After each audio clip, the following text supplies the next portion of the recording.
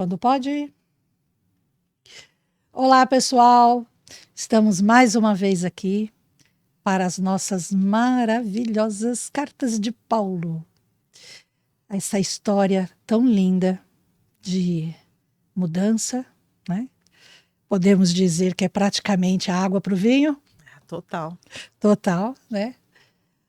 De resiliência, de sofrimento, de fé.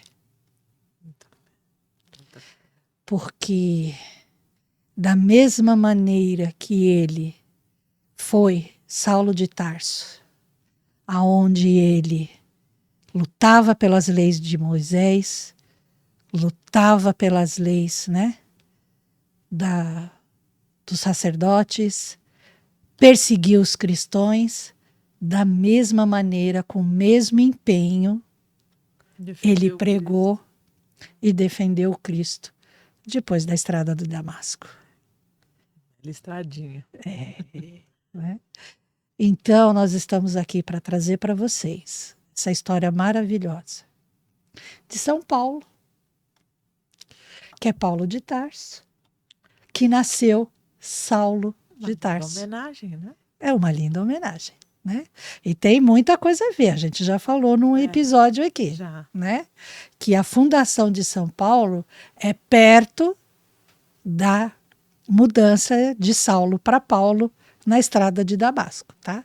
Foi colocada pela espiritualidade justamente por isso. Então vamos lá a mais um episódio. Estamos quase no final da vida dele e logo nós já entramos propriamente dito nas cartas, né? Na realidade nós já terminamos, no último episódio nós contamos como ele foi martirizado. Nós temos algumas outras informações, notícias da espiritualidade e no próximo episódio já começamos com as cartas, que é considerado um verdadeiro segundo evangelho, gente.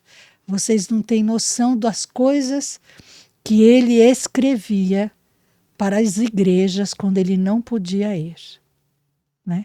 E o quanto ele falava sobre Cristo sem ter realmente conhecido Cristo. Fisicamente, né? Fisicamente. Ele praticamente viu Cristo na crucificação. Ele não teve, assim, uma vivência como os outros sacerdotes tiveram, os outros fariseus tiveram. Ele praticamente foi na hora da crucificação e depois da estrada de Damasco era como se ele tivesse conhecido Cristo a vida inteira. Né? De tanto que ele se ateve aos ensinamentos do Cristo. Então, vamos lá. Sejam todos bem-vindos. Por favor, compartilhe os nossos vídeos. São maravilhosos. Curtida ajuda no engajamento. Exatamente. E temos vários outros quadros também no nosso canal. O Evangelho no Mundo, o estudo do livro e as nossas entrevistas em Conversas da Alma. Siga-nos, compartilhe com os seus amigos, porque é um ensinamento que vale a pena. Não precisa ser espírita. Aqui a gente, quando fala sobre Paulo, a gente fala sobre Paulo, independente da sua religião, porque vale a pena. Exatamente. Ok? Então vamos lá. Vamos lá começar com a nossa prece, que a gente sempre faz antes de cada estudo, né? Então nós vamos neste momento nos unindo em pensamento, em coração, e levando os nossos pensamentos até o mais alto, até Deus nosso Pai, até Jesus, a todos os nossos mentores e amigos, pedindo que a tarde de hoje seja de proveito, aqueles que estão assistindo de manhã, à tarde ou à noite também, que possamos entrar todos em comunhão e oração, rendendo graças, agradecendo a Paulo por todo esse sacrifício por nós também, para trazer a sua visão de pregador, que foi em cada canto, assim como fizeram também os apóstolos, indo um pouco mais além, e pregando o Evangelho, ajudando a todos aqueles que ainda não tinham o conhecimento, que não eram daquela região. E aqui nós tentamos fazer uma singela cópia, levando todas essas esses estudos, esse conhecimento, pouco conhecimento que temos, para todos aqueles que têm um interesse nesse que nós consideramos como se fosse o segundo evangelho, porque traz muitos esclarecimentos, muita luz, e através desse esclarecimento, dessa luz, também muita bênção sobre todos nós. É uma grande lição e que a gente possa reter o melhor hoje. Pai nosso que estais no céu, santificado seja o vosso nome, venha a nós o vosso reino, seja feita a vossa vontade, assim na terra como no céu. O pão nosso de cada dia nos dai hoje, perdoai as nossas dívidas, assim como nós perdoamos aos nossos devedores. E não nos deixeis cair em tentações, mas livrai-nos, Senhor, de todos os males, pois teu é o reino, o poder e a glória para todos sempre. Que assim seja, graças a Deus. Então vamos lá. A gente faz a parte da reflexão final só para fazer sim. Para rememorar, né? Isso. Nós, no episódio passado, falamos sobre a morte, né, de Paulo de Tarso em 63 depois de Cristo, onde Paulo estava sobre uma prisão, vamos assim dizer, né, domiciliar. E ficava um guarda romano na porta da casa dele. E assim, os guardas se ofereciam para ficar na porta dele, pelo tanto que ele era respeitado e ele era querido por esses soldados romanos.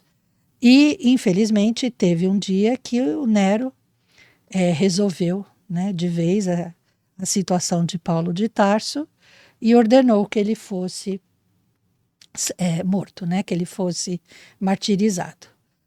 O soldado que deveria fazer isso, né, o centurião responsável pela morte de Paulo de Tarso, tremia, né, por ser ele o escolhido. Depois de tanto tempo convivendo ali, tem que ir. Por ser ele o escolhido para fazer, né, o martírio do Paulo.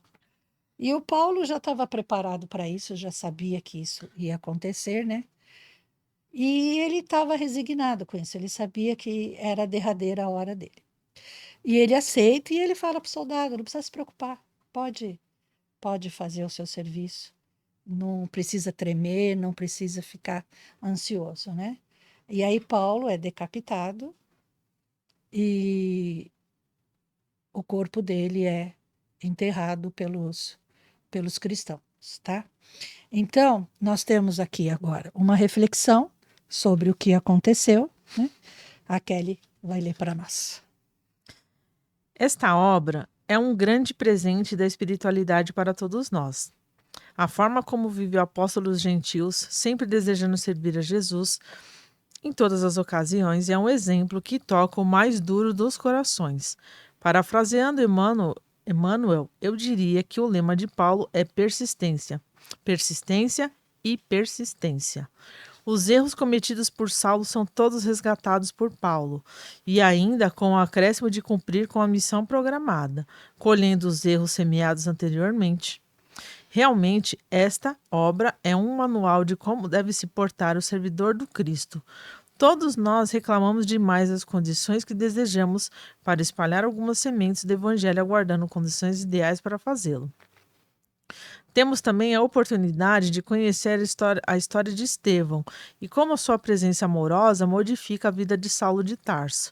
A luta íntima de Paulo para aceitar a presença de um Messias que parece persegui-lo, até a transformação que ocorre pela observação do exemplo de Estevão e Abigail no encontro com Jesus nas portas de Damasco. O Paulo, quando Emmanuel diz que o lema dele é persistência, para aqueles que não sabem, Emmanuel falava para o Chico: disciplina, disciplina e disciplina. E ele fala de Paulo, que é a persistência e a persistência.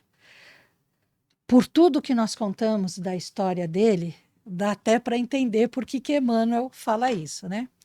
A gente costuma brincar e falar quantas vezes Paulo já apanhou. Quantas vezes Paulo já foi açoitado. quantas vezes Paulo já foi preso. Até naufrágio ele enfrentou, né? Por isso que Emmanuel fala persistência, persistência e persistência. Porque ele deve ter sido um dos apóstolos que mais apanhou. Os outros apanhavam. Os outros ficavam presos. Mas Paulo foi uma coisa assim absurda depois que ele aceitou Jesus, né? E por isso que Emmanuel diz dessa persistência, porque ele não parou. Quanto mais ele apanhava, quanto mais ele sofria, mais ele pregava. Então, mas eu acho que um pouco dessa persistência também não é bem a palavra que eu queria usar, mas talvez fosse um pouco de peso na consciência, porque nenhum dos apóstolos sofreram por seguir Jesus, porque seguiam ele, porque estiveram lado a lado com ele, né? Agora Paulo não. Paulo fez o contrário, ele tirou vida de muitos cristãos.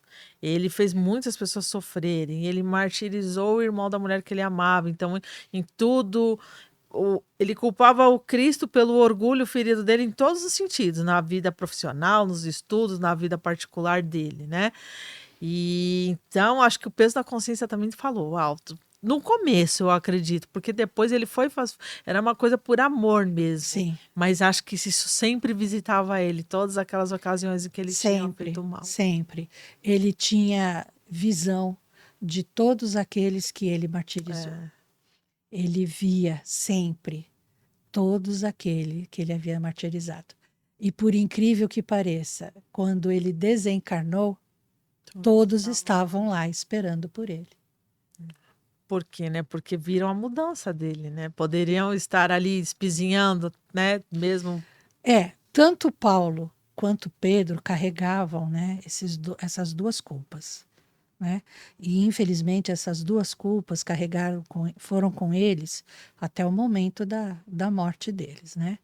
Paulo, por todas as vidas de cristãos que ele tirou, enquanto ele passou aqueles anos perseguindo os cristãos, e o Pedro, por ter negado Jesus 3 vezes. Qual será que dói mais?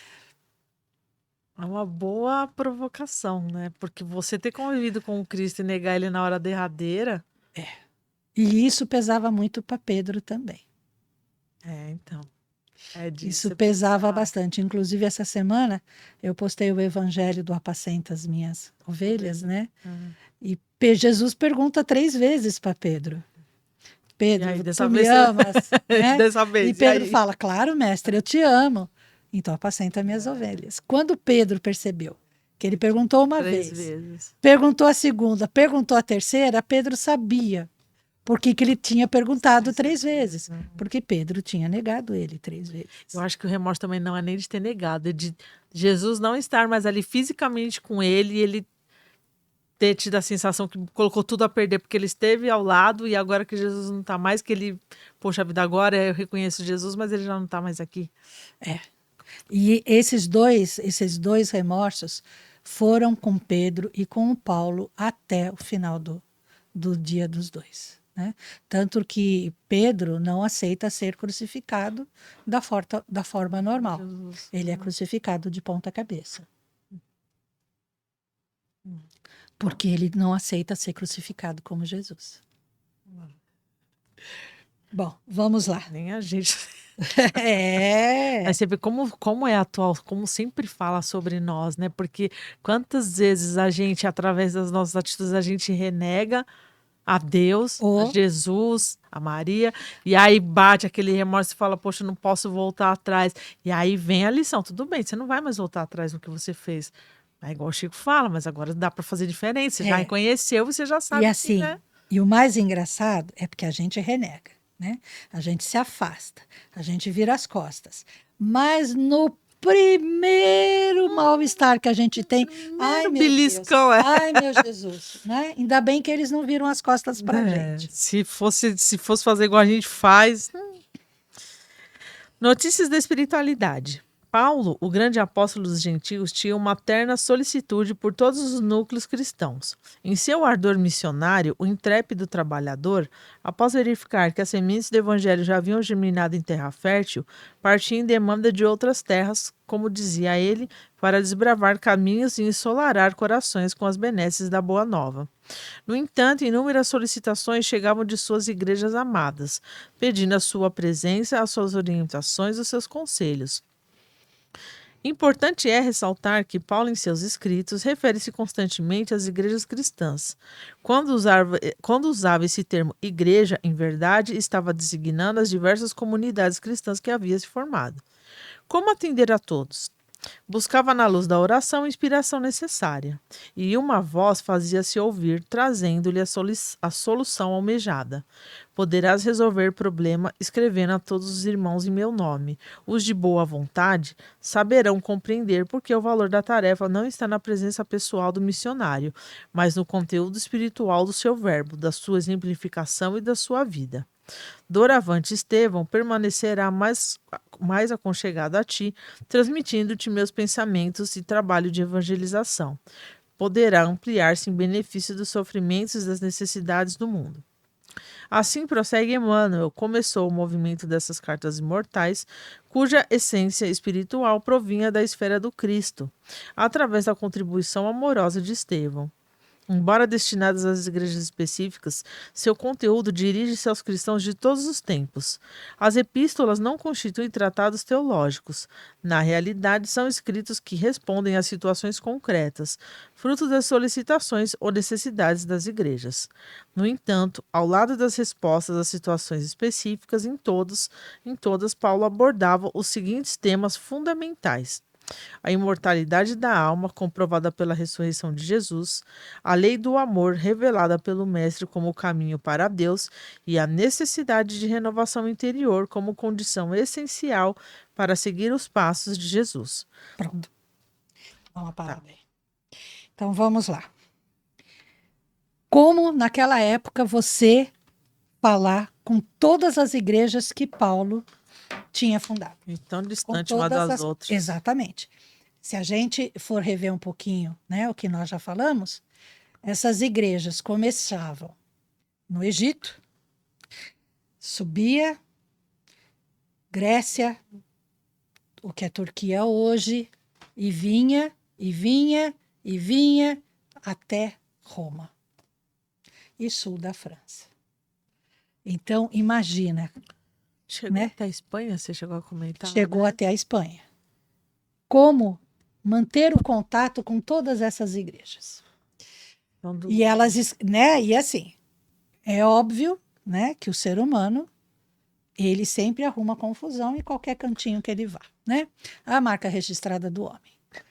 Então ele fundava as comunidades, deixava alguém responsável pelas comunidades. E aí ele ficava peregrinando entre elas. Mas, entre as igrejas, as viagens dele, as prisões dele, né? As surras que ele levou, os açoites, né?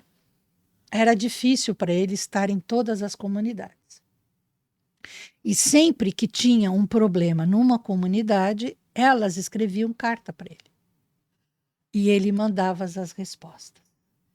E são essas respostas as cartas de Paulo, né? Com orientações, com palavras de amor, falando sobre disciplina, falando sobre reforma íntima, né? Falando dos ensinamentos de Jesus. E elas levavam, né, a solução para aqueles que estavam em conflitos nas comunidades. Imagina ele estar num lugar, preocupado naquele lugar que ele está, preso, com dor, e aí chega a solicitação, tem que ajudar, fazer essa caixa que está chegando. E algumas cartas foram escritas de dentro da prisão de Roma. Exatamente, de dentro da prisão de Roma. Era Lucas quem escrevia as cartas para ele. E Paulo, na prisão em Roma, ele já estava numa situação assim, fisiológica e corporal bem debilitada. Ele já não conseguia ficar sentado, Ou ele ficava deitado ou ele ficava em pé, de tanto ter apanhado. Ele já não conseguia mais ficar sentado. Ou ele ficava em pé ou ele ficava deitado. E, mesmo assim, ele ditava as cartas para o Lucas, e era o Lucas que escrevera. Agora vamos ver essas cartas. A gente não faz ideia do esforço, a gente reclama de. A gente reclama de didática tudo, né? demais, né? Sendo que hoje em dia tem o WhatsApp, né, gente? Nossa. E a carta ia de mão em mão. Fulano deixava esse tal data até chegar nele. Até chegar lá. As cartas de Paulo. Tem um finzinho aqui. Aonde? Ah, do outro lá, né? É. Opa, peraí. Do conjunto de 14 epístolas, 9 serão abordadas com mais profundidade, em função da abrangência do programa. As cartas. Paulo foi quem criou a comunicação escrita para o Novo Testamento e foi aquele que mais escreveu. Suas cartas são anteriores aos textos dos evangelhos. Quais os motivos que o levaram a escrever? Sem dúvida, suas cartas são pastorais. Procuram iluminar com o evangelho os problemas enfrentados pelas comunidades cristãs.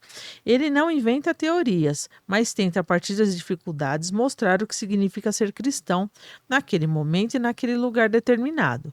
Por isso é que certas soluções por ele apresentadas devem ser entendidas à luz dos problemas da realidade de tal comunidade que viveu. Paulo escreveu em grego, mas seu modo de pensar é, na maioria das vezes, o do mestre judeu. Para nós, não é fácil acompanhar o seu raciocínio. O Antigo Testamento passa necessariamente por Jesus Cristo. Este, com sua vida e pregação, ilumina o ser e o agir do cristão. É por isso que em suas cartas encontramos muitas citações do Antigo Testamento. Mas os ensinamentos ali contidos não chegam ao cristão sem serem iluminados, refeitos ou anulados pela pregação e vida de Jesus Cristo, a quem o cristão aderiu pela fé. Entre 50 e 62, Paulo escreveu suas epístolas, das quais 14 conseguiram sobreviver. Romanos, 1ª e 2ª carta aos Coríntios, Gálatas, Efésios, Filipenses, Colossenses, 1ª e 2ª aos Tessalonicenses, 1ª e 2ª a Timóteo, Tito, Filemon e Hebreus. A epístola aos Hebreus, que foi atribuída a ele ainda na antiguidade, já era questionada na época e atualmente não é considerada como sendo escrita por ele pela maior parte dos especialistas. Há vários graus de disputa a respeito da autoria das demais epístolas. Por quê? Essas são as 14 que ficaram registradas, tá, gente? Provavelmente ele deve ter escrito muito mais, né? Essas foram as 14 que foram salvas, vamos assim dizer, né? Que foram mantidas íntegras, tá? Eles falam que essa carta aos Hebreus pode não ser dele por causa dele estar preso, né? Porque ele dita as cartas... Quem escreveria, né? Lucas. Mas o Lucas não estava escrevendo mesmo na prisão? Sim, o Lucas estava. Mas aí eles acham que essa carta pode ser de Lucas mesmo, em vez de ser de Paulo, entendeu? E assim, não dá nem para questionar o questionamento, porque é uma coisa que aconteceu há 2000 anos atrás, passou de mão em mão. Então. Essas 14 foram as que foram mantidas, né? Que foram encontradas. Mas quantas cartas mais será que Paulo não escreveu? E que eu ia já questionar também, quem são esses especialistas? Em que momento eles refutam essas outras, né? Pois é, né? Infelizmente é assim mesmo, né, gente? Pode seguir, Kelly. Não é possível essas cartas serem psicografadas? Poderia ser. Por exemplo, Paulo mesmo psicografar as cartas, ele mesmo. Todas que ele escreveu? Nossa, seria um trabalho muito vasto. Eu acredito que se tiver, se for eu, Kelly, né? Vai ser no estilo do trabalho que foi feito com o Kardec, né? Exato. Colaboração de vários lugares, porque é uma coisa muito, muito ampla, né? É muito uma história ampla. muito profunda. Tudo bem. Muito importante, né? Espiritualmente falando, Paulo teria condições tranquilo de sentar com um médio, né? Um médio ao nível de Chico, né? Preparado, e falar assim, olha, agora nós vamos fazer um livro, né? E eu vou repassar para você todas as cartas que eu escrevi. Né? Pode ser feito. Seria, sim. Mas será que agora é o momento? O trabalho já foi feito também, né? O trabalho já E eu acho que entra muito daquilo também, assim, e a sua fé. né? Porque o especialista pode falar, né? Claro, a gente não. O que ele quer. Você não tá ali, né? Uma pessoa estudou. E eu não estudei, né? Mas faz sentido para você? É coerente? Eu costumo pensar muito que o que importa é a mensagem que é passada. Não quem mandou. Tem sentido com o que você já leu de outras obras dele para você? Então, É mais ou menos assim, a palavra que é dele contra a palavra dos especialistas. é. Eu não tô, Prova. eu não tô dizendo nem dessas questionadas. Eu estou dizendo que pode as outras que ele não conseguiu passar para frente. Sim. As outras que se perderam, né? Isso talvez seria valioso para a gente. Sim, Sim. pode ser. A gente, quem garante também que já não veio, mas em outra forma, tipo um romance, uma literatura, a gente não sei. Ou até mesmo nos comentários do Acho que não Evangelho. viria, não, também acho que é um missionário muito grandioso para vir numa forma de romance também. Acho que seria mais a sentido de um evangelho. É, É, é. eu acho, né? Como ler as cartas? A ordem que as Bíblias utilizam para apresentar as cartas de Paulo é a do tamanho, da maior à menor. Para quem começa a ler Paulo, essa ordem pode não ser a melhor.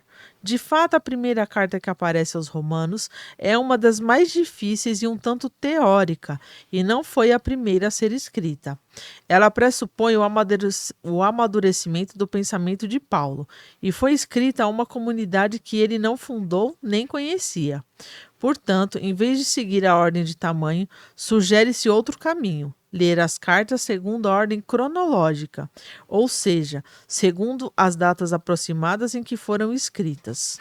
Ora, a ordem cronológica não é uma questão pacífica. Os estudiosos discutem ainda hoje qual a época em que apareceram. Mas pode-se traçar um roteiro. Começa-se com a primeira e a segunda aos Tessalonicenses, depois Filipenses. Daí pode-se ler primeiro e segundo aos Coríntios, prosseguindo nessa ordem: Gálatas, Romanos, Efésios, Colossenses, Fílemon, primeira carta a Timóteo, Tito e a segunda a Timóteo e Hebreus. Antes de ler uma carta, seria bom perguntar: quais os problemas que estão por detrás desse texto? Às quais questionamentos Paulo responde? Porque ele precisou escrever. Para entender essas questões, as introduções serão uma ajuda indispensável, bem como as notas. Finalmente, lendo as cartas em ordem cronológica, será possível acompanhar os temas que mais interessam. Por exemplo, como deve ser a comunidade? O que significa ser cristão? Qual a tarefa do agente de pastoral? Qual o projeto de Deus? Como levar à frente a evangelização? E etc. Esses e outros temas aparecem com bastante frequência ao longo das cartas, e será mais fácil fazer o confronto entre o que Paulo disse a cada comunidade em tempos e circunstâncias diferentes. Porque o problema que uma comunidade tinha Não era o mesmo. não era o mesmo que outra comunidade tinha. Tirando aquelas coisas, né? Inveja, ego, né? Egoísmo. Mas algumas comunidades tinham problemas com os romanos, outra tinha problema com os hebreus e assim por diante, né? Então, você fazer uma analogia, né? Como ele sugere aqui, de você fazer pela ordem cronológica, é mais interessante, porque você vai ver a evolução de Paulo, né? As viagens, a primeira viagem missionária dele, a segunda viagem, a terceira, o final, quando ele já está em Roma, quando ele está na Espanha. Então, você também vai conseguir ver a mudança dele também. A cada né? trabalho. Não só a mudança que as comunidades estavam passando, mas a mudança do Paulo, a parte em que ele evoluiu. E eu acho que até também a questão do que ele foi absorvendo de inspiração para cada carta, para cada comunidade, porque assim, a questão de cada comunidade estar num nível de conhecimento e de entendimento do que ele queria dizer era diferente. Então, e às vezes, vamos supor, pode ser que acontecesse chegar várias cartas de vários lugares. Como você coordenar isso? Como você direcionar para um que ele precisa ouvir, para outra comunidade que ela precisa ouvir, entender? Qual nível de evolução nesse sentido que ela está, com essa comunidade? E quando você segue a ordem cronológica, você consegue entender. Então, se uma comunidade foi fundada há pouco tempo e está passando por problemas de ordem, vamos assim dizer, com as pessoas do local, né? Então, vamos supor, com os gregos, né? Com o exército romano, Paulo deve ter direcionado as respostas baseado nisso. Agora, se a outra comunidade está com problemas de reforma íntima, né? Porque os frequentadores da comunidade estão se duelando entre si para saber quem é que vai tomar conta, quem não vai tomar conta, quem é mais importante, quem não é mais importante, porque isso também tinha, né? A resposta dele é totalmente diferente. Sim. Ele vai focar na reforma íntima dos participantes daquela comunidade. Quando você pega uma ordem aleatória, você não consegue acompanhar nem a evolução das comunidades, nem a evolução das viagens dele e nem a evolução do próprio Paulo. Porque a base é a evolução de Paulo. Né?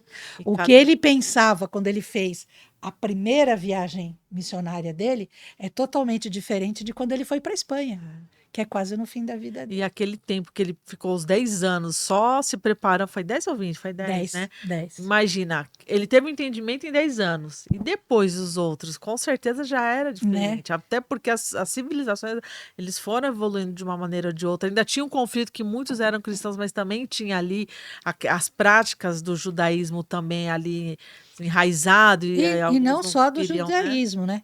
Porque você vai ver, as comunidades do Alto do Nilo ali, né? Do Baixo Nilo, desculpa, e daquela parte ali para cima de Israel, né? Para cima de Jerusalém, já eram totalmente diferentes. Se você vai para a Turquia, para a Grécia, as práticas também eram totalmente diferentes. Quando você vem ali beirando, né, o Mar Egeu e desce para a Itália, é tudo diferente também.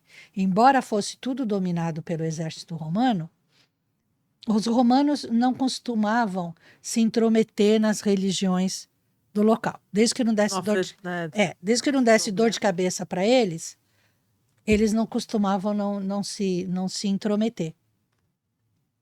Mas por conta, né, do Nero, a pequena confusão do Nero com o incêndio de Roma, os romanos não gostavam dos cristãos. Começou a olhar com mais veemência, né? Então, cada comunidade era uma situação diferente da outra. Era um problema diferente da outra. Era represárias que eles sofriam totalmente diferente uma das outras, né? E ao longo desses 10 anos de peregrinação, também de Paulo, que é mais ou menos, né, 10 anos de peregrinação, Paulo também mudou, né? Por tudo que ele passou, por toda a persistência dele, por toda a resiliência dele, mas ele também foi bem judiado, né? Então, os próprios pensamentos dele mudaram. Então, você não pode comparar a primeira carta que ele escreveu com a penúltima, vamos assim supor, né? Porque são situações totalmente diferentes. Não dá para entender, né? Se você não seguir uma ordem, né? Não. E você fica pensando também, né? Que trabalho, além de grandioso, que trabalho meio que solitário também. Porque se a gente for parar para pensar, os apóstolos tinham os 12 ali, né? Nunca, jamais desmerecendo a missão de cada um. Até porque cada um foi para uma, né? Cada um tinha a sua missão. Né? Mas assim, Paulo foi desbravando o mundo, tinha a sua missão, mas era dentro de uma região ali, né? Meio que não uma zona de conforto, mas onde eles conheciam, né? Agora, o Paulo não, ele faz sozinho todas essas viagens. E voltava Sem para saber o que socorrer vai- eles. Então, Ele É. voltou para socorrer Pedro, ele voltou para socorrer João, e ele ajudou João a fundar a igreja de Efésios. Quer dizer, uma missão que não dá para você ter. Se você for parar para pensar, além dessas cartas, tudo que ele percorreu, que ele passou, é muito grandioso. Muito grandioso. E é muito. É tão bom que é uma lição que serve para a gente não julgar, porque olha que missão grandiosa na mão de um algoz do Cristo, dos cristãos. Como que, né? Como é porque que se você for ver, ele tinha mais ou menos a idade de Cristo. Ele emparelhava ali ele com a era um pouco idade. mais velho? Ele era um pouco mais novo. Mais novo. Ele emparelhava ali com a idade do Cristo. O Cristo, quando foi crucificado, estava com 33, Paulo estava na média dos 30 ali, entre 30 e 33. Ele ficou alguns anos ali em cima dos cristãos. Em 40 depois de Cristo, ele começa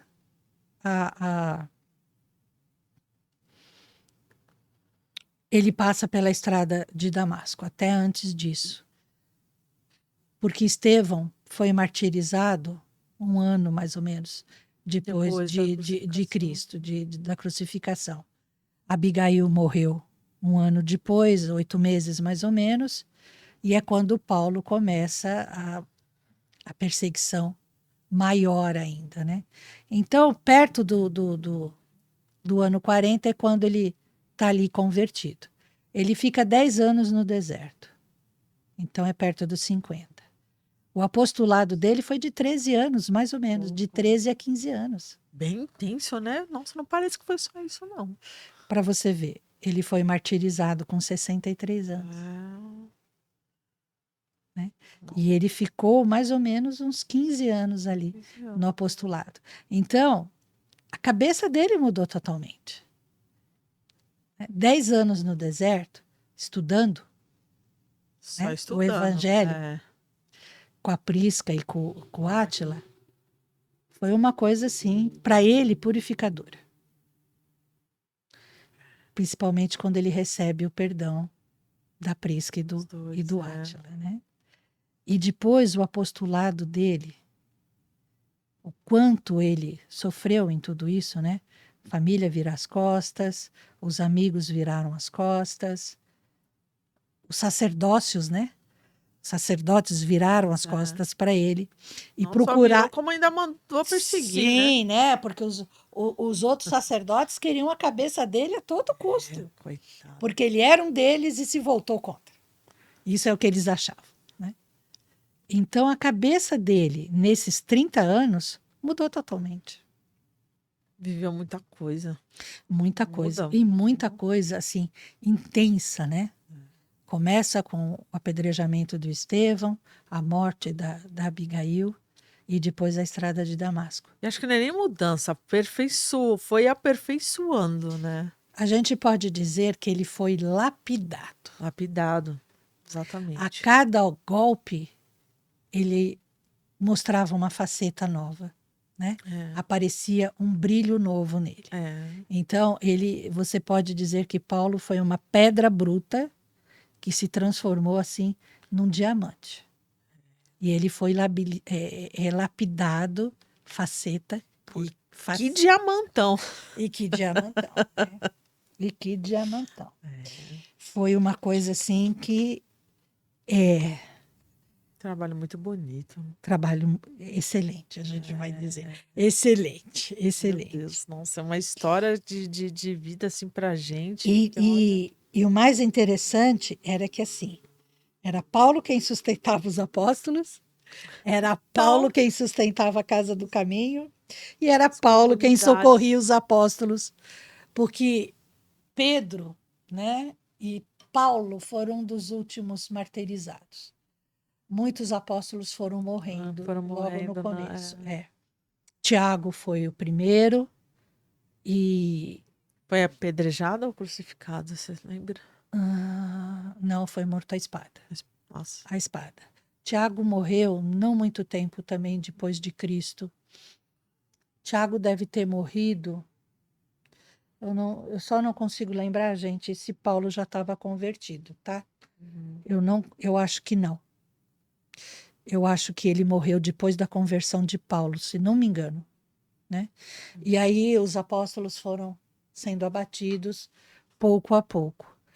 E Pedro e o Paulo foram dos últimos, e João, o último de todos, né? João morreu perto dos 90 anos.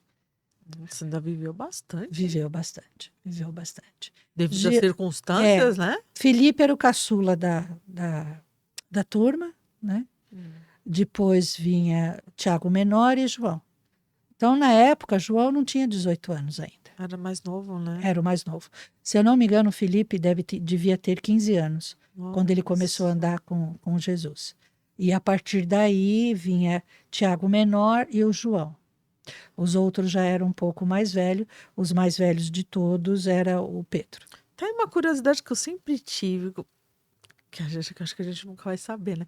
O critério da escolha dos apóstolos, qual era essa missão deles, assim, sabe? Você vê personalidades diferentes, totalmente idades diferentes, idades né? diferentes. E 12, só 12. Só 12. 12 são as 12 tribos de Israel. Tá. Cada um dos apóstolos era de uma tribo. Isso representaria, talvez, naquela época a gente só compreende agora cada região, assim, como se fosse cada região do globo, do mundo, por exemplo. Não, de Israel mesmo, só de dos hebreus. Mas isso ficaria como um exemplo para a posteridade. Tem a ver com as leis de Moisés, né? Porque quando Moisés chegou em Canaã, né? Chegou finalmente em Canaã, finalmente eles iam cruzar o Jordão. Todo lugar seria dividido em 12 tribos, que são as 12 tribos de Israel. E quais são as 12 tribos de Israel? São os filhos de Jacó, tá? Então, são os filhos que ele teve com as 4 esposas, tá? E acaba que não tem uma tribo com o nome de José, mas tem a tribo com o nome de Benjamim, que são os filhos de Moisés. Tá? Então, quando eles chegam em Canaã, que eles atravessam, porque Moisés não atravessa o Rio Jordão, ele acaba morrendo antes, que é o famoso castigo, né, que ele recebeu de Deus por ter duvidado dele. Quando Josué, que assume a liderança, eles atravessam o Rio Jordão, que eles conquistam Canaã, que cai Jericó, tudo isso. Toda a terra que eles conquistaram é dividida entre as 12 tribos de Israel, tá? Tanto que o peitoral do sumo sacerdote tem 12 pedras, uma de cada cor, porque cada uma representa uma tribo de Israel, né? E o primogênito do Jacó era o Rúben, tá? E o Rúben fica com Jerusalém. Então, é a parte central. Levi fica com os sacerdotes. Então, os levitas não têm uma terra. Então, na realidade, são divididos entre 12, mas os levitas não recebem nenhuma terra, porque aos levitas fica a responsabilidade do sacerdócio. Então eles ficam de tribo em tribo, digamos assim. Eles ficam de tribo em tribo, e as tribos tinham que manter os levitas. É assim que começa também os sacrifícios. Ele fala de descansar também. Isso. Então, tem 11 pedaços de terras que são divididos com os nomes, né? Recebem os nomes dos filhos de Jacó, e os levitas ficam com a parte sacerdotal. Então, quando você dá, né, você vai lá e tem que pagar um sacrifício. Então, por exemplo, quando Jesus cura o leproso, ele pede para o leproso se apresentar para os sacerdotes e pagar a purificação que Moisés estabeleceu. Então, vamos supor que é um carneiro e um saco de trigo, né? Uma parte disso que é dado em sacrifício fica para os levitas, porque como eles não têm terra e não podem trabalhar, então eles têm direito a uma parte disso que é feito lá, tá? E quando Jesus escolhe os 12 apóstolos, ele também escolhe um de cada tribo, tá? Então, o que nós temos? Nós temos Pedro, que era pescador, né? Aí nós temos João e Tiago Maior. João e Tiago Maior, que eram filhos de Zebedeu, que era marido da irmã de Maria. Tá?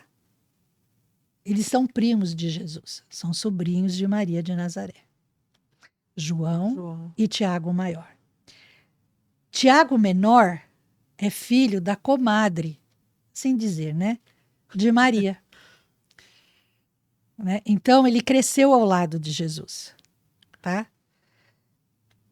Felipe e Natanael eram seguidores de João Batista. Que também era primo. Né? Que também era primo de Jesus. E João Batista encaminha ele para Jesus, os dois. Os dois. André e Pedro eram irmãos. André também era seguidor de João Batista. E é ele quem vai avisar Pedro que eles tinham conhecido o Messias. Esse aí eu lembro. E aí o Pedro acaba também seguindo Jesus. O Mateus era um cobrador de impostos. Judas era um escriba, né? Era um escriba do Herodes. E ele largou o Herodes para seguir Jesus. Aí nós temos o Simão Zelote e o Judas, o outro Judas, tá? Sem ser os caras. Isso, que eram pessoas comuns do povo. Quando Judas morre, o Matias vem ficar com eles. Para continuar 12. Porque são as 12 tribos Porque tem que ser de Israel. Entendi. Tá? E por isso que Paulo é o apóstolo dos gentios. Porque ele não tinha, não pertencia, né? Por quê? Porque ele tinha cidadania hebraica e cidadania romana. Então, ele era o apóstolo dos gentios. Porque não tinha nada a ver com essa crença nos Deus único, né? E não por isso deixavam de seguir Jesus, né? Aqueles que seguiam ele. Exatamente. Porque é aquilo que Jesus fala quando ele ascende. Logo depois que ele pede para Pedro tomar conta das ovelhas. Ide pelo mundo e pregai o evangelho. E eles não poderiam, até por uma questão de tradição, eles não sairiam da questão das 12 tribos, mas o Paulo... Como não... Na realidade, João acabou saindo, né? João foi para a Grécia porque era um lugar mais seguro para ele, por causa dos romanos. Lázaro acabou sendo um grande pregador também, né? Lázaro é São Lázaro, pela Igreja Católica. Ele também foi para o lado... Mas Lázaro não morreu logo? Não. Ele foi morrer... Eu não lembro exatamente. Depois de um tempo da ressurreição, assim, de Lázaro, ele na sequência. Não, ele ficou um pouco mais ou menos que nem os apóstolos, mais uns 5, 10 anos. Mas ele também se tornou um pregador grande, também. Tá? Ele se tornou um pregador grande e ele também foi um pouco para o lado da Grécia, da Turquia, e ele fundou igrejas lá também. Tá? As irmãs acabaram indo com ele, porque como os sacerdotes continuavam perseguindo Lázaro por causa, né, do que aconteceu, que Jesus reviveu ele e as irmãs acabaram sendo alvo dos sacerdotes. Então eles também foram embora. E eles foram justamente mais para o norte, ali na Grécia e na Turquia. E Lázaro também se transformou assim num pregador feroz, né? E Maria Madalena acabou indo para a França. Eu lembro que você falou. Ela acabou indo para a França. Existe toda uma peregrinação, existe uma história muito bonita sobre os lugares por onde Maria Madalena passou e pregou. Né? Ela acabou também cuidando dos leprosos naquela região da França. E ela chegou a enfrentar um dos imperadores, eu não lembro qual, sobre Jesus. Ela enfrentou ele, tá? E ele respeitou o posicionamento dela. Eu não lembro se foi o A força que ela tinha Adriano. era muito grande, né? Uma mulher ser respeitada naquela época, né? Eu não sei se foi Adriano ou se foi um depois de Nero. Eu não lembro quem foi, mas um deles foi. Eu preciso resgatar essa Acho que você história. falou alguma coisa, mas eu Essa tô história é lembrada. muito bonita. Eu tô lembrada, você comentou mesmo. Essa Não história é lembro muito agora quem bonita de foi. como ela entrou e peitou o imperador. Uhum. Então, nós temos aqui mais um trechinho para ler, Esse aqui das cartas, né? É. Tá. o Novo Testamento. Ah, já acabou. Desculpa, gente, engasguei com a. Opa, uma aguinha de novo. O Novo Testamento é composto pelos 4 evangelhos, pelo livro profético do Apocalipse e pelo conjunto das epístolas. Epístolas são cartas que foram escritas por alguns dos apóstolos e seguidores de Jesus, destinadas aos cristãos. São 21 cartas no total, 14 de Paulo, 2 de Pedro, 3 de João, 1 de Judas e 1 de Tiago. Das 14 cartas de Paulo, 10 foram dirigidas às comunidades específicas por ele fundadas. 3 epístolas, chamadas pastorais, foram escritas a Timóteo e a Tito, 2 para o Timóteo e 1 para o Tito. E há ainda uma carta pessoal endereçada a Filemon. Esses aqui a gente lê também? Pode, Tá. você pode. Cartas de Paulo às comunidades. Então, são as cartas dos Tessalonicenses, aos Gálatas, a primeira e a segunda epístola aos Coríntios, Romanos, Efésios, Colossenses, Hebreus e Filipenses. As cartas pastorais de Paulo foi para Timóteo, primeira e segunda carta, né, epístola, e uma para o Tito, e uma carta pessoal de Paulo para o Filemon. Vendo assim as 14, né? Isso. Não só o Paulo escreveu as cartas, né? Alguns apóstolos escreveram. Então, Sem contar nos apócrifos, né? Que a gente sem contar fala nos aí, né? apócrifos, né? Ragnar Maddy e as do Mar Morto, que estão em estudo ainda, tá, gente? Mas não tem nada de apócrifos, não, são verdadeiras. Então vamos lá. Pedro escreveu 2 cartas que também são as que foram salvas, tá, pessoal? Que conseguiram ser guardadas. João escreveu 3, o Judas escreveu 1, tá? E o Tiago. Esse Tiago aqui, existe uma pequena discussão, porque eles acham que não é nem Tiago maior e nem Tiago menor. É o irmão de Jesus, o Tiago, que era aquele que sacerdote. era que ele era ele trabalhava no coisa, né? Isso, ele era sacerdote junto com Nicodemos, tá? Então, essa carta de Tiago é, na verdade, do irmão Do dele. irmão dele. Do É do irmão irmão, então? É do irmão. Por quê? Porque Tiago, até, né, bem perto da crucificação, ele também não aceitava Jesus, eu lembro. né? Ele tinha um certo ciúmes e ele também não ficava totalmente dos outros irmãos, né, ao lado dos outros irmãos, mas ele, né, tinha umas certas dúvidas de que Jesus era o Messias tal. Perto da crucificação, Tiago começa a perceber que realmente Jesus era especial, era diferente.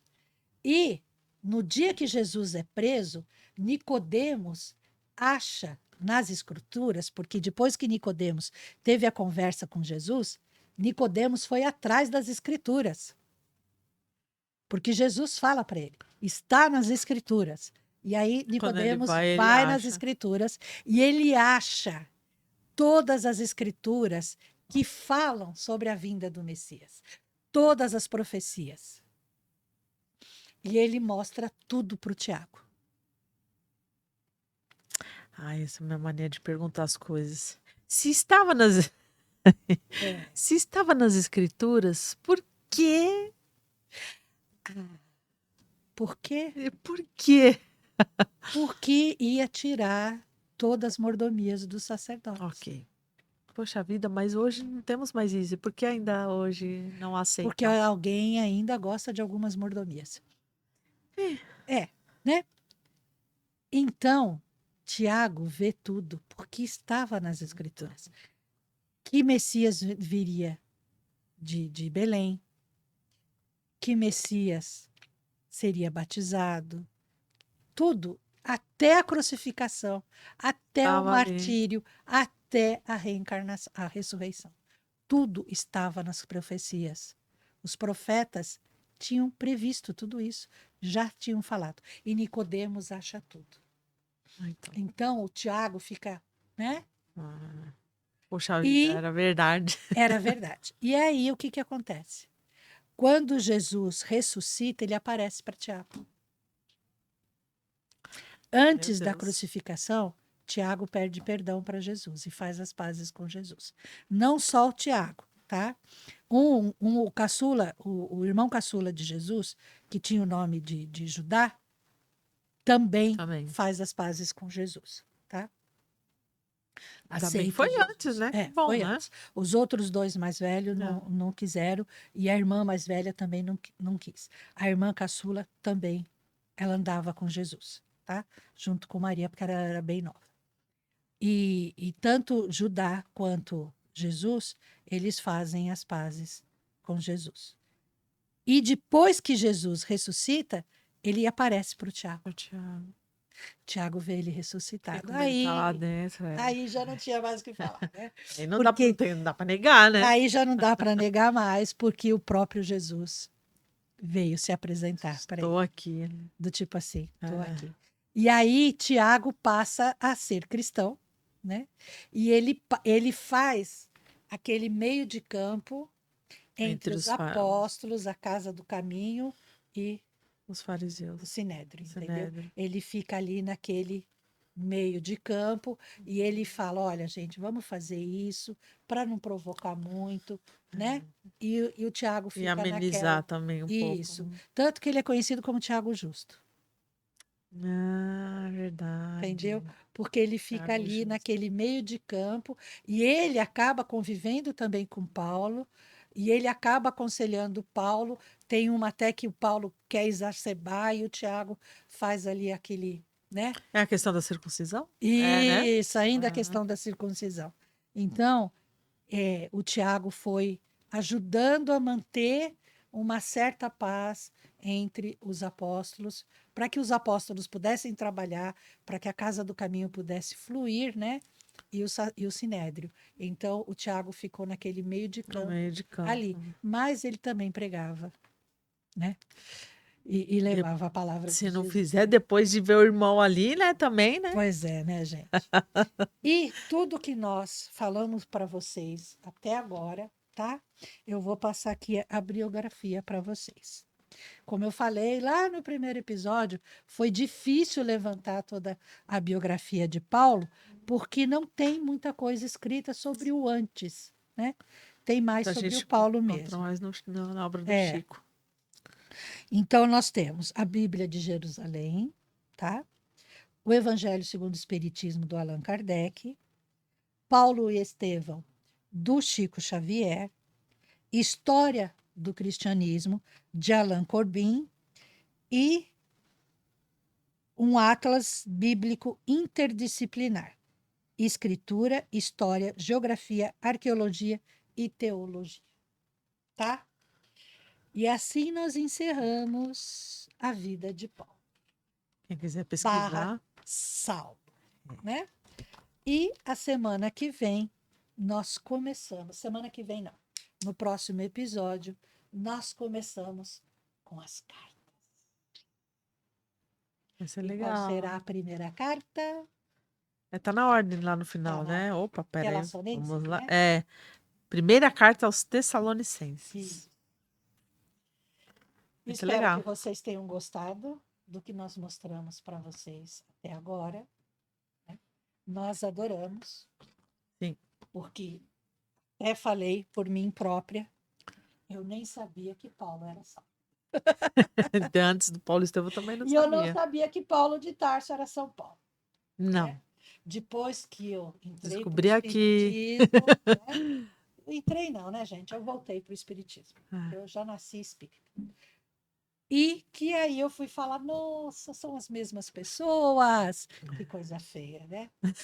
Mas antes tarde do que nunca. Melhor do que nada. Ditado, por isso que nós quisemos contar a história dessa pessoa maravilhosa, dessa pessoa assim que soube conquistar o espaço dela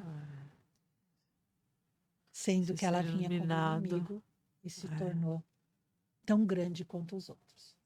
É uma coisa que eu nunca vou deixar de ressaltar, como a gente se vê em Paulo, como é impressionante. Acho que é por isso que muitas pessoas, né? A gente está aqui lendo e aprendendo, né? Mas muitos já estudam Paulo há anos, já tem essa experiência sobre a vida de Paulo, conhecimento há anos, né? Então, toda essa jornada, esse estudo que a gente vem fazendo, cada vez que você lê um trecho, que você vai buscar, pesquisar, você se enxerga em Paulo. Acho que essa é principalmente a missão de você estudar sobre a vida dele, sobre as cartas, porque não que Jesus seja um ser inatingível, muito pelo contrário, a gente pensa muito isso. Não que a gente não possa fazer como fizeram os apóstolos, mas a gente se aproxima muito dele porque a gente enxerga todas as nossas mazelas no que ele era antes da estrada de Damasco. E aí a gente também fala, opa, minha estrada. Nossa, dá para fazer assim, tá vendo? E ainda muito mais leve do que era na época dele. Hoje Pois a gente é. não vai ser perseguido, não vai apanhar na rua, né? Dependendo Você da onde pode a ser gente está, né? xingado, né? Depende, se a gente estiver no Oriente Médio, a gente vai apanhar na rua. É, Nós aqui no Brasil, graças a Deus, não. E o mais interessante é as visões sobre Paulo, né? A Igreja Católica vê São Paulo, né? Nós espíritas vemos Paulo de Paulo de Tarso, Tarso. mas esquecemos de Saulo de Tarso, né? O grande exemplo de uma modificação, de uma reforma íntima. E outros nem veem. Os hebreus não podem ouvir falar de Saulo de Tarso, porque ele traiu eles e virou cristão. Então, ele é o homem multifacetas. Porque a gente tem o conhecimento através assim do que já foi passado na fase deles de seres já de luz, já missionários de luz, né? Mas é legal você ver que houve uma vida antes de toda dessa missão grandiosa deles, né? Pessoas comuns. E a gente, quando vai estudar o Evangelho, a Bíblia, tudo, você fala, nossa, que lindo, que história linda, maravilhosa. Embora a gente tenha tido muitos exemplos aqui, que o Chico, o próprio Divaldo, para nós espíritas, claro, né? Mas a gente não deixa de falar de um Papa, né? Que teve também uma grande. Tinha uma existência por trás, uma história antes disso, Sim. da gente conhecer Ele já na não nasceu iminência. papa. Ele Não. não nasceu bispo, ele não Nossa, nasceu é cardeal. não nasceu, Ele não nasceu padre, ele foi homem antes disso. Exatamente. É aí onde a Um gente pastor, consegue ele ver. tem a vida íntima dele, ele tem a vida familiar. Sim, Né? sim. Um sacerdote, um sacerdote hebraico, ele também tem uma vida dele particular. Né? Um profeta islâmico, ele também tem a vida dele particular. É uma história. Tem uma história. Porque a história que a gente conhece já é essa história da sublimação digamos que assim, é o ato final, né? Que é a sublimação do espírito, a depuração dele, quando ele já pratica o amor e a caridade, mas quanto tempo isso levou? Como foi feito? E como foi feito esse processo. Exatamente, né? Muito bom. Bom, pessoal, nós vamos à nossa oração final. Espero que vocês gostem. Espero que vocês compartilhem esses vídeos, né? Porque é um conhecimento maravilhoso e deve ser compartilhado e propagado, tá? Muito. Então, vamos agradecer a Deus, a toda a espiritualidade aqui presente conosco, por mais esse episódio das Cartas de Paulo, e que possamos levar todo esse ensinamento que o Cristo nos deixou, seja através dos apóstolos, seja através do Evangelho, seja através das cartas, que isso possa virar sementes ao vento e que possam atingir muitos corações, para que possam seguir finalmente os exemplos de Jesus e seguir o caminho dele, porque só ele nos leva ao Pai. Pai nosso que estais no céu, santificado seja o vosso nome, venha a nós o vosso reino, seja feita a vossa vontade, assim na terra como no céu. O pão nosso de cada dia nos dai hoje, perdoai as nossas dívidas, assim como nós perdoamos aos nossos devedores. E não nos deixeis cair em tentações, mas livrai-nos, Senhor, de todos os males, pois teu é o reino, o poder e a glória para todos sempre. Ave Maria, cheia de graça, o Senhor é convosco. Bendita sois vós entre as mulheres, bendito é o fruto do vosso ventre, nasceu Jesus. Santa Maria, Mãe de Jesus, Mãe de todos nós, rogai por nós tão pequeninos, agora e para todo sempre. Que assim seja. Graças a Deus, graças a Deus e graças a Deus. É isso. É isso. Até a próxima. Que vocês tenham uma semana muito abençoada por Deus, muito iluminada, e até o próximo episódio.